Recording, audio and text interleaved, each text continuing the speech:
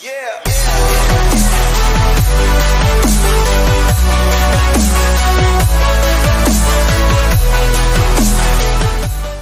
Hey guys, NASCAR Mobile 48 back again, and welcome back to another episode of NRR. And today we're going to be reviewing the 2020 Drydene 311, the same race, well, race number 2 of the Dover doubleheader. And I think this one was actually a little bit better. And yeah, so today we're going to review the top 10. You're going to rate the race, and then we're going to look at the playoff standings because we're only one race away from the playoffs. And things are getting tight in positions 15, 16, and 17. So we'll take a look at that. Alright, now let's review the winner. Finishing first was Kevin Harvick. Harvick capitalizing, getting his 7th win of 2020. He won both stages, and not only that, he is our 2020 regular season champion, a regular season. So, and he has a bonus 15 playoff points, so that can really help Harvick. And if you're Kevin Harvick, you have to love the gift of your race team. Like, Harvick thinks that what Gene Haas and Tony Stewart have built at, SHR, a team with a lot of potential. Sometimes they don't have the fastest car, but they have guys willing to suck it up, and when they do have a weak link, that day someone else will carry the team. But Harvick said that he was really proud of that, and that is what is it all about. And Harvick, he's the only as good as the people around him. And he has great people. Like with Hamlin winning yesterday, they needed to win today because they didn't want to be in a tie. And because Harvick said that they needed all the points they can get. But I think as you look at these playoffs, you never know what to expect. But I know that as Harvick goes week to week, they give it all they have, and I bet he's just really proud of that, because Harvick, 7 wins, trying to go to get a second Cup title, hasn't won a championship since 2014. Man, Harvick is just stacking them up like that, but we'll see what happens. Hamlin is still my pick at Phoenix, because he won there a year ago to get into the championship 4, so we'll just see what happens. But overall, really great day for Kevin Harvick, being the regular season champion. Finishing second is Martrix Jr. Guys, Martrix Jr. finished third 5 races in a row, and now he's finished second 2 races in a row. Let me guess, Strick's going to finish second at Daytona. He's going to finish second at Darlington. He's going to finish second at Richmond, even though he's good there. I don't know, but I don't know what we're going to see at Daytona. Definitely Daytona Toyotas are not good, except for Denny Hamlin. But yeah, Truex getting second place, second or third. It seems like every week here, on one hand, it's good, obviously, and you want to be running up front and having good finishes. On the other hand, they didn't get any better than they were yesterday. It was actually a little bit worse for them today. Like, I bet Truex was a little disappointed in that, but these things are really, really tricky to figure out to get them right. And they just had to battle hard all day long, and it took them a long time to get up towards the front in their Toyota, and they just battled hard with an ill-handling car all day long. Like, they just tried to hang on to what they could and they came out with a decent finish, a second place finish for the second day in a row, and 2 times in a row. So yeah, Truex is now getting really, really close to trying to get that second win of the season. We'll see what happens. He's never won a restricted place, so he's not winning at Daytona. But hey, I've seen crazier things. But overall, a really decent day for Martrix Jr. in the 19 team. Finishing third was Jimmie Johnson. Like, I bet Jimmy was excited and so happy to have the view that they did, sitting up there on the front row for the final restart and have control of the restart. But I knew when Johnson hit the gas and the 4 was able to stay with him, he was going to be in trouble. But, he needed to clear him into 1 and quickly, and I bet Johnson realized that his left sides were pretty exhausted and just didn't have the grip that they needed in them. But they did have a really good car, and I really credit to crew chief Cliff Daniels for making that brave call for 2 tires. Like, to me, I think that they're one of the Jimmie Johnson was one of the fastest cars, if not the fastest car, over the last 2 runs, but just unfortunately clawing their way back in from losing track position, and they didn't have the best stop, 2 from the end, so they really just had to gamble. But I really appreciate that Johnson and Cliff Daniels' courage to do that. It netted them a better finish, certainly, I wish that there was more there, but a great couple of days at Dover for the 7-time champion and the 11-time winner there. So, at Dover, Jimmie did kind of end on a high note. 2 top 10s, 1 top 5. Finished 7th. Yesterday, finished 3rd. Earlier today, so it's a pretty decent day for Jimmie Johnson, and he's going into Daytona 17th, and basically, guys, there's just 2 spots left. That's what it's all down to. It's down to Benedetto, Byron, or Jimmie Johnson. Heck, I wouldn't be surprised if Eric Jones made something happen, but we'll see what happens next week. But overall, I'm really proud of Jimmie Johnson. I really hope he makes the playoffs because, man, he needs to go out with a bang. If Jimmie goes out with a bang, I will feel so much better. I've had 2 years in a row of heartbreak. The Roval of 2018, the Brickyard 400 2019. I need this Coke Zero 400 2020 to take away all that heartbreak and bring me some positive attitude if we can make it and go into the playoffs and just have a solid run out there. That's all I want. In fact, all I want is Jimmie to go to victory lane, but hopefully he can do that. So, yeah, overall, a really, really strong day for the 48 car Jimmie Johnson. Finishing 4th was William Byron. It was like a completely different race car and completely different race for them today compared to yesterday. They had the Chevy doing the things that they wanted to do on most runs, and I bet it just felt good out there for them. And to me, I knew at the beginning of the race that they were keeping pace with, the 19 car and the 11 car, but as soon as they got the track position, they were able to stay up there. And really, I think they were a little bit behind, though, since they didn't have a notebook from yesterday. But I think if they had another race at it, they would run a bit better. Overall, it's a really good day for William Byron. Now they're going to Daytona, where it's going to be insane. And really, I don't think you can really have a good points race there. It's going to be a race to be as aggressive as you can and hope things fall your way. So Byron's just trying to get in there. He's 4 points above the cut line, and then 5 points away from getting that 15th spot, or actually, no, 6 points away from getting that 15th spot from Matt DiBenedetto. So like I said earlier, it's down to that 48, that 24, that 21. We'll see what happens next week. But yeah, William Byron, we'll see how it goes for them there, because if I can recall, Chevrolet is really, really good at Daytona. So we'll see what happens next week. And rounding up the top 5 is Alex Bowman. Guys, I am so proud of Alex Bowman, and I bet he's proud of everyone at Hendrick Motorsports. Like, 3 cars in the top 5 today for Hendrick, for them to pull out, and for Alex Bowman to pull out a backup car, and the number 88 team did a great job getting everything together and regrouping after yesterday's issues. But I bet Bowman's very appreciative to end up in the top 5 and get Acronis a good run, because that's their second. That's Alex Bowman's second race sponsoring Acronis, I think, or Acronis. I don't know how you pronounce it, but they needed to get things turned around, and I bet this is a good step in the right direction for them. Like, Bowman said that he felt like that they were a second place car in the short run and probably shouldn't have picked the bottom on that last restart. So I bet Bowman's very appreciated to have a great run, and a huge shout out to everyone at Hendrick Motorsports from me and Chevrolet. Like, that was great for them. A really great recovery for Alex Bowman in the 88. So, yeah, Bowman's starting to get back in the right direction. Let's see if things turn around in Daytona, because because for a second there, I'm making a video on, the Tuesday after the race, seeing of who's in the playoffs, saying, alright, who's going to get eliminated after the round of 16. I was kind of looking in the direction, maybe Alex Bowman could get eliminated, but we do not know yet, because Bowman's starting to put things in the right direction. So we'll see what happens. Things are changing. But yeah, overall, really great day for Alex Bowman.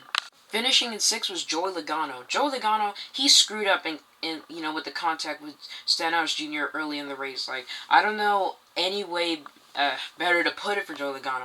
They raced each other hard, and he was able to trying to make the bottom work, and Logano's car was a little tight. Like, he got a little loose down into 3, which kind of set him up the racetrack, and there was a pocket of air that if your front is really close to someone's left rear, the nose really takes off. But Logano, he said he's not making excuses for the mistake. Like, it is on him. Like, he got in that pocket and then got started really going up the racetrack, and he barely tagged him. But I'm not sure if Logano actually tagged him or not, but it was enough to spin him around, and Logano needed to be further away to protect the damage to their car and countless others.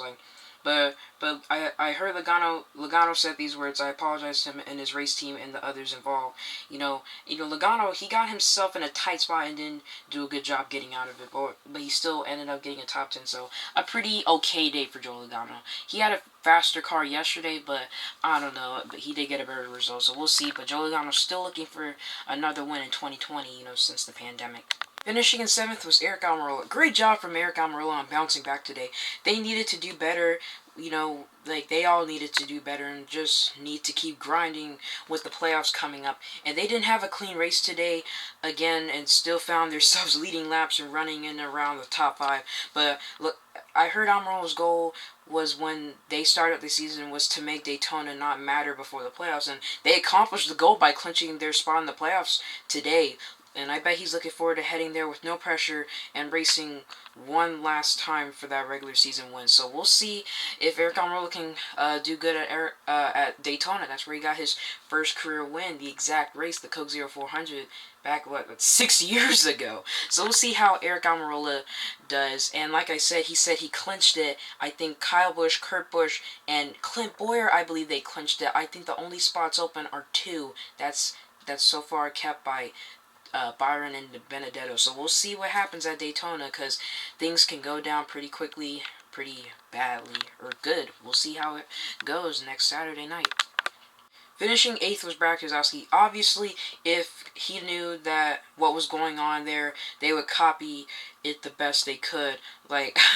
Kazowski even agreed that the Ford car, Kevin Harvick, has been the best car for the last 6 years, and some could argue that the 18 of Kyle Busch has been with them a couple years. But, they deserve credit for that success, and they deserve credit for being fast and putting all those pieces of the puzzle together. When you have that kind of speed, and you try to keep the band together and keep them motivated, and something you can do as a driver, quite honestly, it comes down to the team and management and the company that you drive for and the crew chief. Especially in these latest of times, shoot, I haven't, Kazowski, he hasn't seen his team, but for a few minutes here and there every weekend or so, there isn't much. But, Kazowski said he's going to lead them and guide them because of the environment. Fast cars go fast. When you have a fast car, you're experienced. You show up and try not to mess it up. You try to execute your perfect day. Restarts getting out of the box, trying to give the feedback to make the car better throughout the race, And you put a great car with a great driver, and you get dominance like that. But Harvick is a great driver, and that is a great car. That's what Brad Kazowski said in his interview about Kevin Harvick. That is very true. Harvick has just been really good. Actually, yeah, these last 6 years. Winning the championship in 2014, then going back and finishing 2nd, and then didn't make the championship 4, but still made it to the round of 8. Had a pretty decent 2016 season. Made the championship 4 in 2017. No one was really watching him or Kazowski. Made the championship in 2018. People thought it was going to be him, Truex, or Kyle Busch. No, out of the blue was Joey Logano. And then 2019, I thought it would just be Harvick versus Hamilton. No, Kyle Busch came out of nowhere. But still, yeah, Kazowski was right about him. And really, I'm not saying much about Kazowski. He had a pretty decent day, like a top 10, top 15 car. But yeah, Kazowski's trying to catch up with them, but Harvick already has 7 wins. Hamlin just got a 6th win yesterday, so I don't know what Brad Kazowski can do, and we'll just see what happens. But overall, pretty decent day for Brad Kazowski. Finishing in 9th is Austin Dillon. They had a good day at Dover in their Chevrolet, and that shows just how hard they work at RCR. And I bet for Austin Dillon, it feels good to come out of the Monster Mile with 2 solid runs. They started the race 2 free, a pit stop for right side tires definitely tightened, him up, but it went back at the end of the run, and he was just sliding around there to end stage 1. The Chevy definitely had speed today, but it was just too loose to do anything with it during portions of the race. But, Justin Alexander and all the guys on the team did a good job of making adjustments towards the middle of the race, and they were knocking off some of the fastest lap times of the field. And they went 4 wide to make a pass and got a little damage to my right front, which to his right front, which made their number 3 car really tight. Like I saw that on Jimmie Johnson's camera, nearly spun out. It was 4 wide with a lap car. I think it was the number 66 car. I think it was Timmy Hill. And Eric Jones and Jimmie Johnson. Or actually, no, it wasn't Jimmie Johnson. It was someone else. I think it was Clint Boyer. But yeah, they were, or Tyler Reddick or something. I don't know. But yeah, they were going at it there, and Austin Dillon nearly took himself out. But I don't know. But it was still fast though, and I bet Dillon's proud of the top 10 finish. He doesn't really get a lot of those lately, but overall pretty decent day for Austin Dillon. He's trying to show these guys who are looking better than him in the playoffs that he's ready. He's ready for the playoffs, and he's showing a lot of strength out here with flexing his muscles. So watch out for him at Darlington, Richmond, and Bristol. Dillon could pull off something that we haven't seen in a while. And rounding up the top 10 is Cole Custer. They had a solid day today at Dover. They made improvements on the car, from yesterday. And really, I think they have some good notes for whenever they come back here at Dover, because they won this race in the fall in the Xfinity Series race. So I bet this could be a track where he could get another win. So we'll see what happens. But overall, Cole Custer has just been dominating, just doing really, really good, getting ready for the playoffs. Just like him and Austin Dillon are doing really good. Also, I will check the Rookie of the Year standings, and I will say them before I rate the race after this next cutscene. But overall, a really good weekend for Cole Custer. This could be a race he could win next year, even though there's only one Dover race because of Nashville Super Speedway. But hey, we'll see what happens. But overall, a really great day for Cole Custer and the 41 team. So I looked at the Rookie of the Year standings, and Tyler Reddick is still leading with 563 points. Cole Custer's in second with 469, and then Christopher Bell not too far behind with 456. So Reddick's still outdoing these drivers, but lately it's been all eyes on Cole Custer and Christopher Bell. So things can still shake up as we have 11 races left in the season. Dang, just think about that. 11 races left in the season, and we're on race number 25. Or we just finished race number 25, but yeah. But now let's rate this race. I think this race was a little bit better. I give it a bit of a I'll give it a 7 out of 10. We didn't have a long green flag run, thank God. We did have a caution coming out.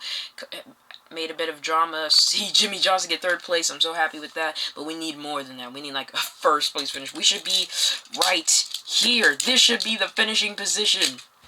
But no, you don't always get what you want. But overall, I rate this a 7 out of 10. Let me know what you guys would give it in the comment section below. So here are the playoff standings after the second race of the Dover doubleheader. You got Harvick, Hamlin, Kazowski, Elliott, Logano, Bowman, Blaney, Truex, Dillon, Cole Custer. Then no wins. You got Amorillo, Kyle Busch, Kurt Busch, Boyer, DiBenedetto, Byron, bit of a cut line, Jimmie Johnson, Eric Jones, Tyler Reddick, and Christopher Bell. Guys, it's official. You guys are locked in. You guys are locked in. Technically, we're just down to these 3 drivers. Maybe Eric Jones, I'll show half of him right here. But yeah, basically, it's just down to, like, these guys to see who gets in, like, Jones. Maybe! I don't think so, but I've seen crazier things. But yeah, I think it's just down to see who's gonna make it. I really want Jimmie Johnson to make it. Like, Byron, he has nothing to lose. Jimmie does, because this is his final season. So, Byron, you could just wait till next year. But I bet he does want to do that. And DiBenedetto wants to make the playoffs for the first time in his career. But we'll see what happens. I hope Jimmie can make it. And if Jimmie does make it and we're just down in one more spot, it's tough, but I have to go with William Byron. I'm sorry, DiBenedetto. I like you, man. You're like one of my favorite 4 drivers other than Blaney, but and Amorillo. So we'll see what happens. But yeah, that's about it, guys. So yeah, thanks for watching. This probably is longer than yesterday's episode. But yeah, that's the end of the double headers for the rest of the season. Well, we have some for the Xfinity Series, but yeah, that's about it. I'll be filming a video on Sunday. Yeah, Sunday morning. I'll make one, upload it on Sunday about the race, and then on Tuesday or Wednesday or Thursday, one of those 3 days, I'll make a video saying who do I think will get eliminated first. Like the first 4 drivers I predict will get eliminated, and I'll just keep doing that until every elimination round. And and then I'll have another video up for the first race at Darlington. So those are my next 3 days, So my next 3 days of filming are gonna be next Sunday, Tuesday, Wednesday, or Thursday, I don't know, and then another Sunday or something, but we'll see, or Monday, I don't know, but yeah. Anyway, guys, that's about it. So I'll see you guys next time. Peace out.